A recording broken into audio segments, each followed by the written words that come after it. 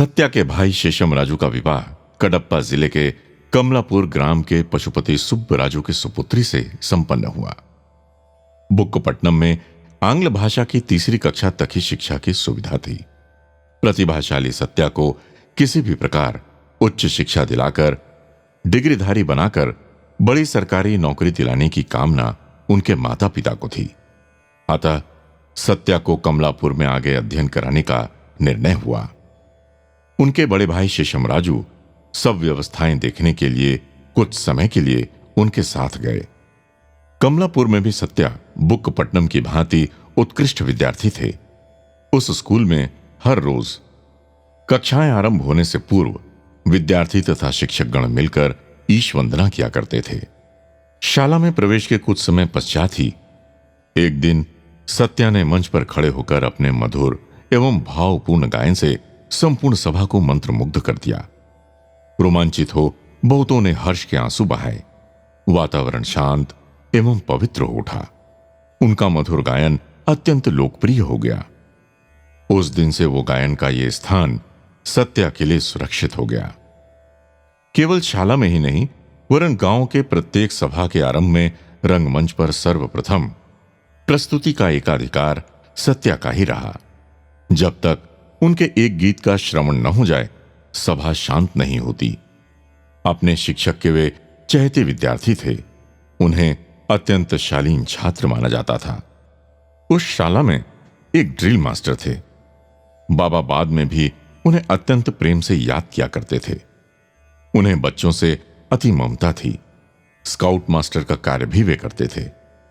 उस समय स्काउट दल पढ़ाई लिखाई से भटकने वाले और पेटू लड़कों का दल समझा जाता था। ड्रिल मास्टर ने सोचा कि यदि सत्या जैसा शीलवान लड़का स्काउट दल में प्रवेश कर ले तो दल के विषय में जनता की यह धारणा बदल जाएगी। सत्या के सदाचरण में इतनी श्रद्धा थी संपूर्ण ग्राम की। बहुत दिनों तक सत्या ने उनके निमंत्रण को स्वीकार नहीं किया। वे तटस्थ ही रहे। तब मास्टर साहब ने अपने इस प्रयास में सत्या के दो मित्रों को भी मिला लिया। उन दोनों ने स्काउट दल की पोशाक चुपचाप बिना बताए ले जाकर सत्या की डेस्क में रख दी। उनके इस स्नेह एवं आग्रह से सत्या अंततः मान गए। सत्या ने दल में प्रवेश किया। इन्हीं दिनों में प्रांत की सबसे बड़ी कही जाने वाली पुष्पगिरी यात्रा का समय आया। सेवा कार्य के लिए ड्रिल मास्टर को यह एक उत्तम अवसर प्रतीत हुआ। यात्रा में आने वाले यात्रियों के रहने की व्यवस्था करना, मंदिर के पास की भीड़ को नियंत्रित करना, राह भूले बच्चों को सांत्वना प्रदान कर उन्हें उनके माता पिता के पास पहुंचा देना, स्नान घाट व मंदिर के पास किसी के आहत होने पर उसकी प्राथमिक चिकित्सा करना आदि सत्कार्यों का सुअवसर मिलेगा। ये कहकर मास्टर साहब ने बच्चों को उत्साहित किया। सत्या ये प्रदर्शित करना चाहते थे कि प्रेम सर्वोच्च शक्ति है, प्रेम सर्वोपरि है और सेवा का कोई प्रतिफल नहीं है। वास्तव में प्रेम व सेवा का प्रतिफल प्रेम व सेवा ही है। उनके सहपाठी ये सीख लेने का अवसर चूक न जाएं और वे सेवा के लिए प्रेरित हों, इसलिए उन्होंने पुष्पगिरी यात्रा पर स्काउट दल में जाने का निश्चय किया। पुष्पगिरी आने जाने में बस प्रवास के व्यय, कैंप की व्यवस्था और खाने पीने के खर्च के लिए प्रत्येक बालक से 10 रुपए लाने के लिए कहा गया। सत्या की जेब में फूटी कौड़ी भी नहीं थी। तब सत्या ने ड्रिल मास्टर से कहा, सर, आप लोगों के साथ मेरा जाना संभव नहीं है। मैं बाद में निकलकर कैंप प्रारंभ होने के पूर्व आपके पास पहुंच जाऊंगा। इस प्रकार कह सत्या ने बस व्यय बचाया, पैदल ही यात्रा करने का संकल्प किया। सर, मेरे बहुत से बंधु उस यात्रा में आ रहे हैं। अपने साथ रहकर खाने पीने का उन्होंने आग्रह किया है। मानने के अतिरिक्त दूसरा उपाय नहीं है। कुछ भी हो, शिविर के नियमानुसार मैं ठीक समय में पहुंच जाऊंगा। ये कहकर खाने पीने का व्यय भी सत्या ने बचा लिया। भला सब ग्रामों में, सभी कालखंडों में, किसी भी तीर्थ यात्राओं में आने जाने वाले सब यात्री वास्तव में बाबा के बंधु बांधव ही तो हैं। सत्या ने गणना कर देखा कि उन्हें 5 रुपए की आवश्यकता थी। इसके लिए सत्या ने एक उपाय किया।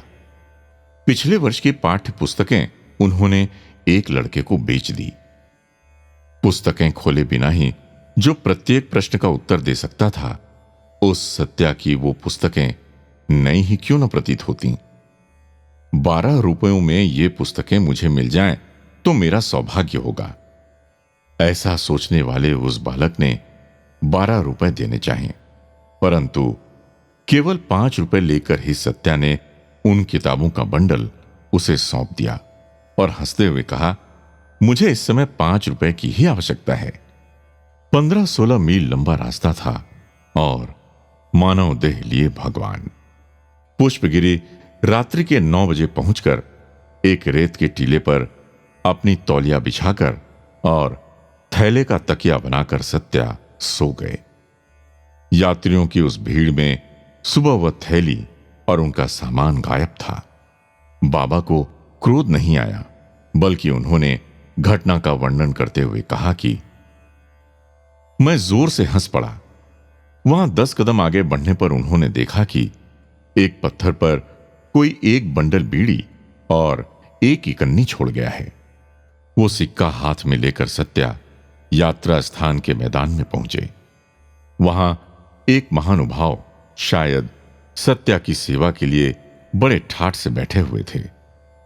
उसके सामने बिछे काले कपड़े पर एक गोल भाग्य चक्र बना हुआ था, जिसमें खाने पर सांकेतिक चिन्ह बने हुए थे। उसके रखे हुए बर्तन में एक पैसा फेंक उस कपड़े के बीच में लगी कील पर स्थित कांटे को जोर से घुमाना पड़ता था। वो जिस खाने के समक्ष स्थिर हो जाए, उस खाने में अंकित सांकेतिक अंक से गुणा करके वो पैसे दे देता था। अंक यदि 4 हो तो 1 आना, 8 हो तो 2 आने। इस क्रम से 16 तक अंक अंकित थे, लेकिन खाने में अंकित किसी शून्य के संकेत के सामने कांटा रुक जाए तो आपके दिए हुए पैसे उसकी भेंट हो जाते थे। सत्या ने उसके पास जाकर कुछ बार कांटा घुमाकर 12 आने बनाए। इतना ही पर्याप्त होगा, ये कहकर वे वहां से चले गए। बाद में बाबा ने कहा कि इस बेचारे की आजीविका खराब नहीं करनी थी, अतः अन्याय से उसके पेट पर प्रहार करना मुझे उचित नहीं लगा। केवल 12 आने पर्याप्त थे आपको एक सप्ताह के व्यय के लिए? श्री कस्तूरी जी के इस प्रकार प्रश्न करने पर बाबा ने कहा, क्या मैं सदा नहीं कहता रहता हूं कि तुम्हारा संतोष और आनंद ही मेरा आहार है? अब भी वही है, तब भी वही था और सदा यही नियम रहेगा। खाना खा चुके? इस प्रकार मास्टर साहब के पूछने पर उनके संदेह के निवारणार्थ सत्या ने अपना हाथ बढ़ाया। सौंधी सुगंध पा वे कहते, तुम्हारे बंधुओं द्वारा तुम्हें स्वादिष्ट भोजन ही मिल रहा है। तुम पुण्यवान हो, रोज वही भोजन करो। पर्याप्त खाना मिल रहा है तुम्हें क्या? कहते हुए मास्टर साहब सत्या को ही अधिक कार्य सौंप देते।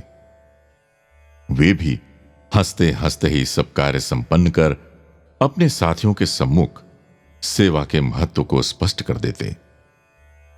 परोपकार कहना भूल है। सब उपकार हम अपने लिए ही करते हैं, क्योंकि दूसरा कोई है ही नहीं। वो दूसरा हमसे अलग ही नहीं, वो भी हम हैं। नाम रूप भिन्न है, केवल इतना ही है। औरों पर द्रोह अपने ही द्रोह के समान है कहकर सहपाठियों को जागृत करते। स्काउट दल के कमलापुर लौटने के समय मास्टर साहब ने सत्या को भी अपने साथ लाने का बहुत प्रयत्न किया, लेकिन सत्या चूंकि बस व्यय में अपना हिस्सा नहीं दे पाए थे, इसलिए नैतिकता के सिद्धांत पर चलते हुए सत्या पैदल ही घर वापस लौटे। शेषम राजू एक अध्ययन के लिए अनंतपुर चले गए। अपने भाई की ससुराल में सत्या को दोनों समय भोजन मिल जाता था। ये तो ठीक है, किंतु अन्य आवश्यक वस्तुओं के लिए पैसे कहां से आते? कभी कभी कमीज में बटन न होने पर और खरीदने के लिए पैसे भी न होने पर वो किसी बेल से कांटा तोड़ उसे पिन के समान उपयोग में लाते। पैसों की व्यवस्था का भी सत्या ने एक परिश्रम का ही रास्ता निकाला। पैसा न होने पर कभी कभी वे कोटे सुबन्ना की दुकान में चले जाते। श्री सुबन्ना औषधि तथा नए नए फैशन की वस्तुओं का क्रय विक्रय करते थे।